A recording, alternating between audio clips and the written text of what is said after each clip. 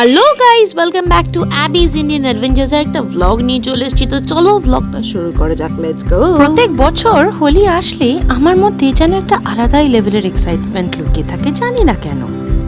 সারা বছর তো অনেক ধরনের ফেস্টিভ্যালস আসে, দুর্গা পুজো, কালী পুজো, দিওয়ালি, ভাইফোঁটা, ক্রিসমাস, কিন্তু হোলি আমার কাছে একটু বেশি। ছোটবেলায় হোলি মানে আমাদের কাছে ছিল একটা আলাদা লেভেলের অ্যাডভেঞ্চার। আমার দাদা অনেক রং কিনে আনতো, আর তাদের মধ্যে বাদুর রং ছিল নানান ধরনের। আমরা একে অপরকে রাঙিয়ে তুলতাম সেই বাদুর রং দিয়ে। তারপরে ভালো করে স্নান করার পরে অনেক দিন ধরে উঠতো না সেই বাদুর রং, আর আমরা পুরো ভূত সেজে থাকতাম।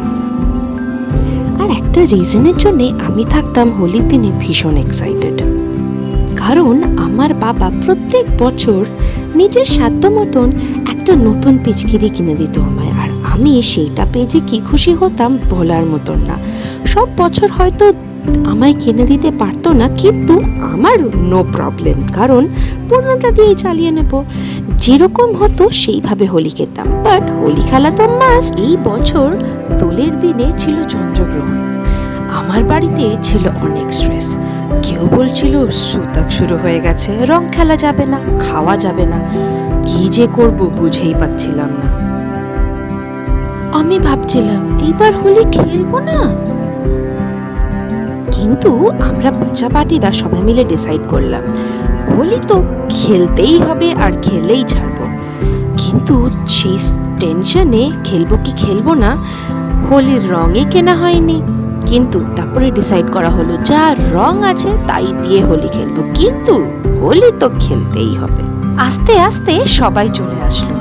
এইবার ভেবেছিলাম আর ভ্লগ করব না, ভেবেছিলাম সবাই হয়তো হোলি খেলবে না, আমার মাও বলছিল হোলি খেলবে না, তাই জন্যেই ভাবছিলাম ভ্লগ করব না। বাট ধীরে ধীরে সবাই আমাদের জয়েন করলো, তাই ভ্লগ করা তো বানতা হ্যায়, মোমেন্টসগুলো তো ক্যাপচার করতে হবে। আমার মনে হয় আমাদের সবার জীবন ধীরে ধীরে এত বিজি আর এত কমপ্লিকেটেড হয়ে যাচ্ছে যে এই ছোট ছোট মোমেন্টসগুলো আমাদের কাছে সেলিব্রেট করাটা ভীষণ ইম্পর্টেন্ট হয়ে যাচ্ছে। এই আনন্দগুলো সবার সাথে সেলিব্রেট করাটা it's a very important.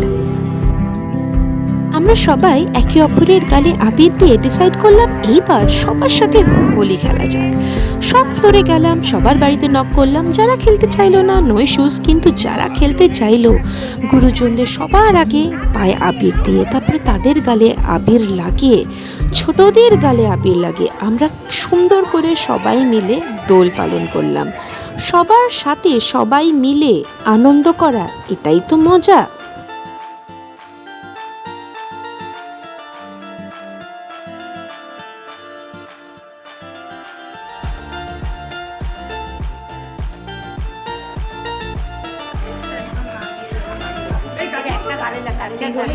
Happy Holi, happy Holi.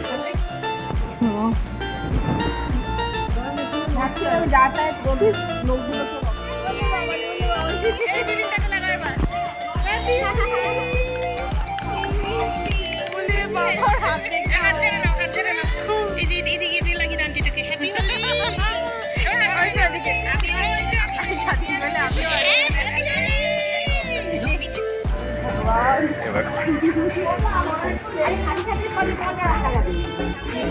ওই তো আসছে, ওই তো আসছে। মারো রসে মারো, মারো।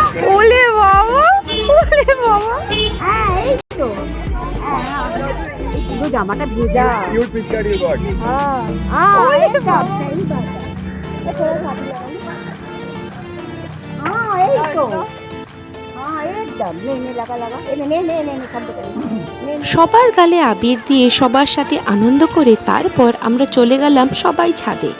আর তারপরে শুরু হলো নাচ আর গানের সাথে তাল মিলিয়ে কোমর দোলানো।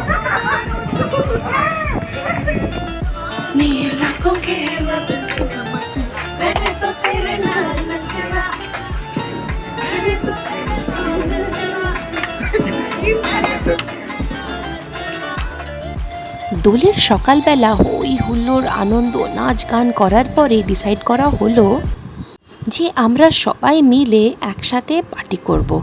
কাছের একটা রেস্টুরেন্ট দেভনিয়ার থেকে খাবার আনানো হলো। মেনুতে ছিল ভেজ বিরিয়ানি, কড়াই পনির, স্টার্টার্সে ছিল paneer fry, French fries and cold drinks. এটা তো ছিল সবার প্ল্যান। আমরা বাচ্চা পার্টিটা ডিসাইড করলাম ছাদে যাব গ্রহণ হয়ে যাওয়ার পরে। আমরা মাদুর নিয়ে গিয়েছিলাম। মাদুরে বসে চিকুকে বলা হলো তুই একটা স্পিকার নিয়ে আয়।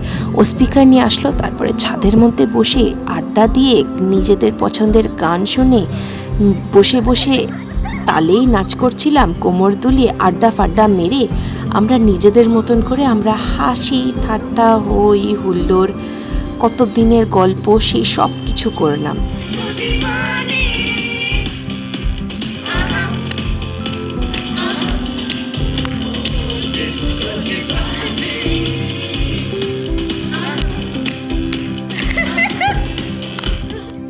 আমাদের নিচের থেকে ডাক আসলো যে চলে আসো, খাওয়া দাওয়া হবে। তো আমরা সবাই মিলে চলে আসলাম স্টার্টার্স খেতে। স্টার্টার্সের মেনু ছিল হচ্ছে পনির ফ্রাই অ্যান্ড ফ্রেঞ্চ ফ্রাইস, তার সাথে কোল্ড ড্রিঙ্কস।